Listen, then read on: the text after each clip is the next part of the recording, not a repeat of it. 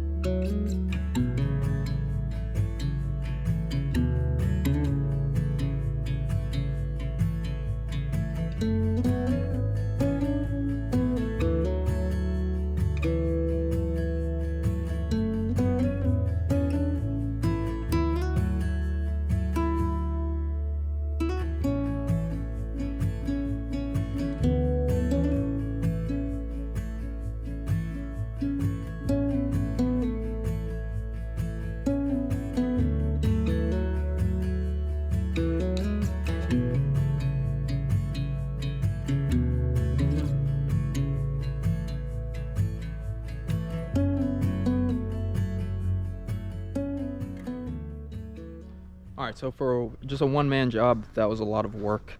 I had a lot of trees that needed to come down, so I would cut the trees, limb them, send everything through the chipper that I could. The bigger pieces I would cut up for firewood, and then some of the nice bigger pines, I cut them, stacked them over here because I'm gonna make a little lean-to shed kind of thing for the tractor and some of the implements. So I figured, why not just use those? I'll just debark them and throw them up and cut them to what I need, and it'll work pretty well. But all of the stumps down here, I got them pretty low. I used the wood chips that I produced with the WoodMaxx 8800, threw them in here to help hold some of the moisture in on the orchard itself. But as far as the layout of the orchard goes, in the front, we actually got 2 blueberry bushes in the front. Those are different varieties, so they'll cross-pollinate. And then this first row, this is a 3x3 square, so there are 9 trees total.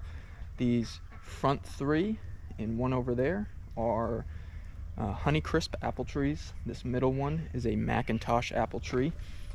And then up the side, we have 2 peach trees, different varieties, so they'll cross-pollinate. And in the back here are 2 pear trees, and those are both different varieties, so they will cross-pollinate as well. That one's actually coming out of dormancy now. You can see it's got leaves on it. The rest of them still look pretty dormant, but I got them from Tai Nursery. I ordered them online. They're a nursery out of Georgia, so hopefully these things will grow and be healthy and all that good stuff. Let me see. I just want to make sure I hit on kind of some of the key points as far as prepping this. When everything came in, UPS delivered them. I took them out of the boxes. These are all bare root trees, so I soaked them for about 3 hours before I planted them. Just dug a little hole big enough for the root base and put them in here. They are all, hopefully you can see this here, they're all grafted, so I just made sure that the actual graft was above the ground. You don't want to cover that. Per all of the research that I did, it's not good for the tree, so I made sure not to cover those. But planting them was super easy. The holes didn't have to be that big or that deep, just because there's not a ton of roots on them. But I did some pruning to hopefully stimulate more root growth and get the energy down into the roots. I am gonna let them bloom this year if they bloom, and then after they bloom I will remove any fruit blossoms on there, so that again the energy will go into the limbs and the roots, because we're not planning on getting any fruit from this orchard for at least 2, maybe 3 years. But I knew that going in. We're just planning for the future over here. And then for the perimeter, I just got some light duty T-posts from Tractor Supply and some chicken wire, and that'll keep deer, rabbits, the chickens out of here, and it's been working pretty well so far. I decided to go that route instead of getting all of those little tree protector things. I didn't really want to have to mess with that, and as you can notice, none of the trees are staked either. I know a lot of people stake the trees, but I didn't want to, because I want them to move with the wind, strengthen the root base, and not have them be weaker when they get bigger and they have fruit and bigger limbs and all that stuff on there. So this is our orchard. I'm very excited about it, even though I know it's going to take time, but it'll all be worth it. And that is the latest project over here at Lazy Lab Acres, along with grass. We're trying to get grass to grow. So lots of rain lately, and we've got a couple of days where it's going to get really, really cold. So I'm hoping that it doesn't kill everything that just started popping up, but I have a feeling it's going to, and I'm probably going to have to reseed it. But it is what it is. We'll just march on one day at a time. But that's it for this one. If you got any questions on this setup here or anything that I did, please leave them in the comments. I think that's it. As always, thank you guys so much for watching. We really appreciate your support, and we couldn't do it without you. So we'll see you on the next video.